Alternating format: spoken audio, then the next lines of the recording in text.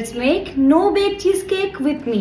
If monsoon had a flavor, this no-bake Biscoff cheesecake would be it. It's so silky and creamy. This cheesecake is the ultimate dessert for your weekend binge. So, no-bake cheesecake is ready. না microwave না oven, শুধু ফ্রিজে রেখে set করলেই হবে। এই যে বিস্কফ biscuits, এবার এগুলোকে ভালো করে ব্লেন্ড করে নিতে হবে। রিকোয়েস্টে আমি আজকে তৈরি করছি নো বেক চিজ কেক।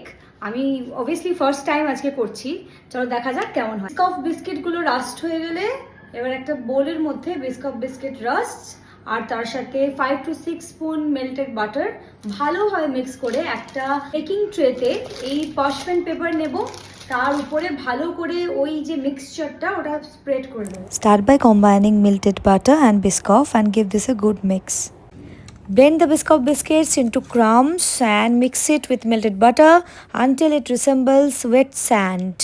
আর তোমরা চাইলে একটা কাচের গ্লাস দিয়ে ভালো করে ওর উপর দিয়ে চাপতে পারো যাতে করে সুন্দরভাবে প্লেস হয়ে যায়। Yes, like this.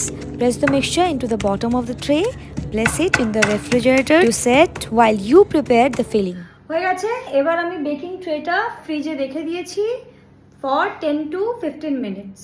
চিজকেক খেতে ভীষণ ভালো লাগে, কিন্তু যারা বেকিং করতে চাও না তাদের জন্য আজকের এই রেসিপিটা খুব সহজ পদ্ধতিতে তোমরা তৈরি করতে পারবে। নো বেক চিজকেক মাইক্রোওভেনও লাগবে না, তোমরা জাস্ট এই যেভাবে দিলাম ফ্রিজে সেট করার জন্য ওটা থাকবে। এরপর হুইপড ক্রিম আর ক্রিম চিজ আর বিস্কফ স্প্রেড, এই সব কটাকে ভালো করে একটু হুইস্ক করে নিয়ে ওর উপর ভালো করে স্প্রেড করে দিতে হবে, সেটা আমি দেখাচ্ছি। আজকে আমি একটু সেজেছি, মানে লিপস্টিক পরেছি। ব্লুবেরি চিজ কেক কিন্তু ভীষণ ভালো লাগে খেতে, কিন্তু ব্লুবেরিটা আলাদা করে দেখাচ্ছি না, তা কারণ ওটা যে কিছুই না, একটা তোমরা ব্লুবেরি স্প্রেড যদি কিনে নাও তাহলে ওইটা উপর থেকে একটু লেয়ার করে দিলেই ব্লুবেরি চিজ কেক তৈরি হয়ে যাবে। আমি শুধু চিজ কেকটা দেখাচ্ছি। In a mixing bowl, whisk together softened cream cheese, whipped cream and Biscoff spread until it's smooth and creamy. এই ফিলিংটা এতটাই টেস্টি হয়েছিল যে আমি একটুখানি খেয়েও নিয়েছি মাঝখানে। আমার দার্জিলিং টির সাথে চিজ কেক ভীষণ পছন্দের একটা কম্বো। এবার দিয়ে দেবো বিস্কফ স্প্রেড আর তারপর ভালো করে হুইস্ক করে নিতে হবে।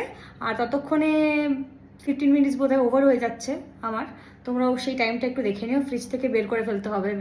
যে বলেছিলে নো বেক চিজ কেক বানাতে, সে কমেন্ট অবশ্যই জানিও তোমার কেমন লাগলো।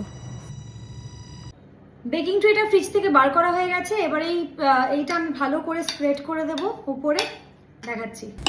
Now pour the cheesecake filling over the Biscoff crust in the tray and spread out into an even layer. And now refrigerate the cheesecake for at least 4 hours or until it's firm. এবার আমি এটাকে ফ্রিজে দিয়ে দেব আর 4 to 5 hours ফ্রিজে থাকবে, তারপর বের করলেই ready no bake cheese cake at home.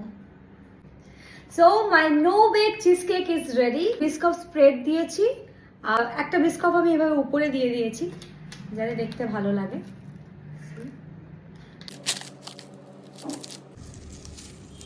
You can decorate the top with additional Biscoff biscuits or Biscoff spread. It's very tasty. For detailed ingredients, just check out my YouTube channel. And the cake turned out really well. It didn't break at all.